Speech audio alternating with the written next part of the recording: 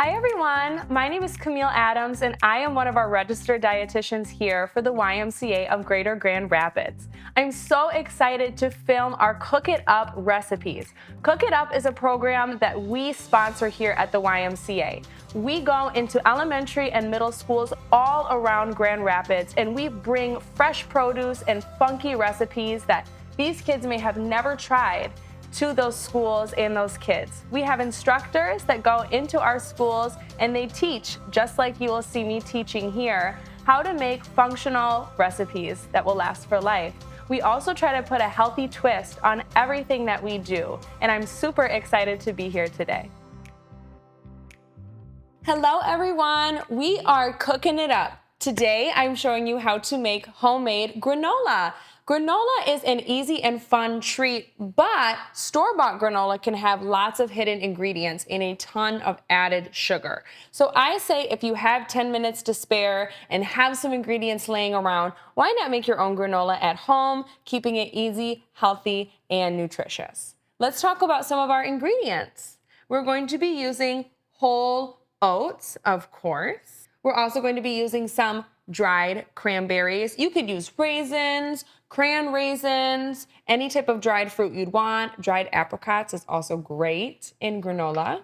We're going to be using some pumpkin seeds, chia seeds, shredded coconut, and then adding a little sweet chocolate chip at the end. Let's begin with making our granola. We're going to be using 2 cups today of whole rolled oats. These are great. They have tons of fiber, and of course you can all make oatmeal out of them, and usually people have a big tub laying around in their pantry, so it's great to make granola with the leftover oats that you have.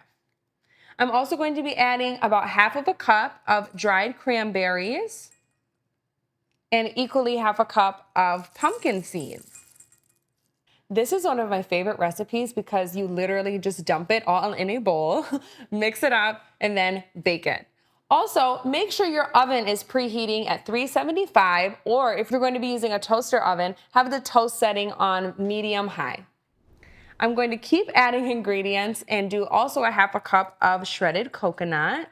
I love putting coconut in things where I can because it just smells so good and it creates a nice chewy texture on the inside of the granola and it crisps up very well in our oven. Now I'm going to be going in with our chia seeds. Chia seeds are amazing for you. They're high in omega-3s, which is a type of healthy fat.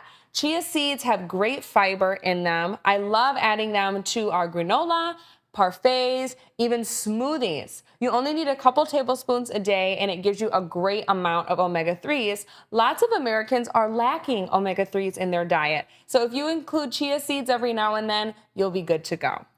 We're going to be using 2 tablespoons of chia seeds. We are almost done. All of our ingredients are added. Now we just need to do a little bit more flavoring and then we can pop it in the oven. I'm going to do 2 tablespoons of ground cinnamon. Cinnamon is just so good in granola. It really brings out the nice taste of the oats and the dried fruit. I love it. I'm also going to be using some maple syrup for sweetness. You do want to add some type of sweetener, whether it's maple syrup, honey, agave. I've even seen people do brown sugar. But again, these ingredients by themselves are very plain, so you want to have a sweetness source from somewhere. Again, this is so much better than the ingredients that you will find in granola from the store. Usually they add sugar in a lot of it. An average serving of granola has about 15 to 20 grams of added sugar. That's a lot, especially if you're eating it every day or you're eating it for breakfast all the time. 100% make sure you always read your labels. Lastly, I'm going to add a little bit of coconut oil. This is going to help everything come together, and when we bake it in the oven, this is going to be our medium to help everything crisp up. If you don't want to use coconut oil, you can use another type of neutral oil, maybe like a canola, an avocado oil. Anything that doesn't have a lot of flavor in it is going to be really good in this recipe because we don't want it to taste like olive oil or another type of oil that has a really strong taste to it. So I'm using about 2 tablespoons. I'm also going to use a little bit of vanilla. Honestly, if I could measure this out, maybe half a teaspoon, just a little bit for a nice scent to our granola. Now that all my ingredients are added, I'm going to mix everything together with a spoon. I also like to go in with my hands, which we will be touching it with our hands when we put it on our parchment paper, but this can keep things a little bit mess-free. This is such an easy recipe. I mean, this was done in maybe 3 minutes. I think the most time I took was me yapping away and talking. But this is great. Your kids can make it with you at home. You can make a lot and store it to use for parfaits, to have it as a cereal. You can even bake granola sometimes into bars and have them as granola bars. It's really great to control the ingredients that are in your food. This is rich in fiber, healthy vitamins and minerals, healthy fats, and your kids will love it. It also makes your kitchen smell so good while you're baking it, the cinnamon and the vanilla. Everyone's gonna be wondering, what are you making? I've also seen people make cookies out of this, and maybe that's a fun recipe to try by yourself too. Now that our granola is done and mixed, we can put it on a baking sheet lined with parchment paper. You're going to want to bake this for about 10 minutes at 375 Fahrenheit in the oven. It'll start to smell really good and be a nice golden brown toasty color. You want to spread this pretty evenly into one layer on this tray, just so that everything can cook at the same time.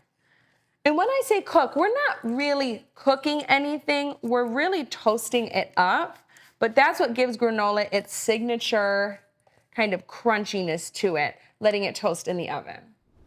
Now I'm going in with my hands because I love touching my food with my hands. I know we say that's a no-no, but when you've washed your hands before and you know who's gonna eat the food, it is okay to play with your food. So I'm gonna spread this out into a thin layer, and it's okay if it gets a little bit off the parchment paper.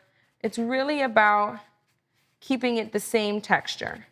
And if I see pieces, chunks of coconut oil or maple syrup sticking things together, I'm gonna kind of break that up with my hands. That's why I like going in and touching the food myself as well.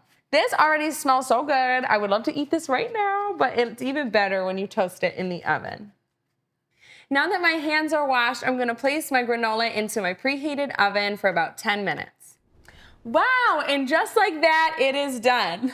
This is it. This is our beautiful homemade granola. It's warm and toasty. It's cooled down a little bit. That's why I can touch it with my hands, and now it's ready to eat. Use it as a cereal, tap it on your parfait, or just enjoy it as a nice snack in a cute little Ziploc bag to keep you fueled for your day. Thank you so much for watching. For the full details of this recipe, go to grymca.org under the recipes tab.